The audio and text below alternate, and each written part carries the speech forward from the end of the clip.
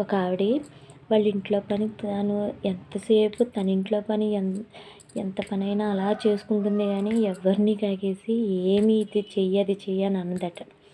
అయితే ఇవన్నీ చూసి పనులు చేసుకోవడం ఇవన్నీ చూసి ఒకరికి కుళ్ళొచ్చిందన్నమాట. కుళ్ళొచ్చి వెంటనే వాళ్ళ ఇంట్లోకి వెళ్ళి రోజు మాట్లాడడం చేసిందట. రోజు మాట్లాడుతుంది కదా అని ఈ టైంకి రాకపోతే రాలేదే అనేదట కేకేసి.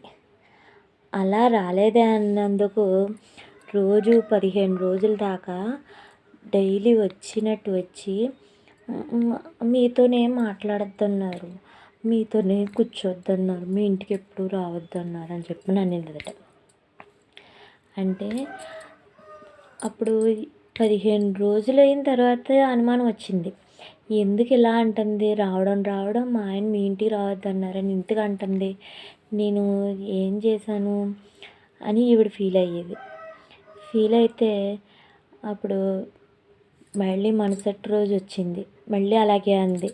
అంటే రోజు అలా అంటున్నావు కదా, ఎందుకు రావద్దన్నప్పుడు మానేపోయావా అని ఆ మాట అనటానికి కూడా ఎంత ఫీల్ అయ్యిందో పాపం. ఆవిడ బాగానే అనేసేది, మళ్ళీ మరుసటి రోజు వచ్చి మళ్ళీ మాట్లాడేది. అలా అంటే రాకమ్మా ఈసారి మా ఇంటికి రాకపోయినా పర్వాలేదు, రావద్దు అని చెప్పేదట. అంటే ఇంకా కోపం వచ్చేసి గబగబా వెనక్కి తిరిగి వెళ్ళిపోయిందట. వెళ్ళిపోతే అలా వెళ్ళిపోయాక కొద్ది రోజులకి వాళ్ళ మనస్సులో ఉన్న కుళ్ళు ఏంటో బయటపడిందన్నమాట. బయటపడిన తోటి ఇప్పుడు ఇంకా అలా అత్తమాను మా ఆయన రావద్దన్నారు, మా ఆయన మాట్లాడొద్దన్నారంటే ఏమిటో అనుకున్నాను. ఓహో వీళ్ళు మంచివాళ్ళు కాదన్నమాట అని అర్థమైందట. ఏమైనా వీళ్ళు బాగున్నారు, అన్నీ బాగానే ఉన్నాయి అని మనకు లేనిది వాళ్ళకు ఉన్నది అని చెప్పి నన్ను బాధపడుతున్నట్టుగా కనిపించారట.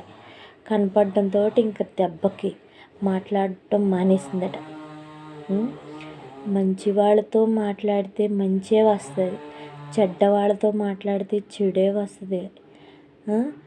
అలా అనుకుని ఇంక అసలు ఎవరితోనూ కేకేస్తేనే కానీ పలకకుండా ఇంట్లో ఉంటుందట.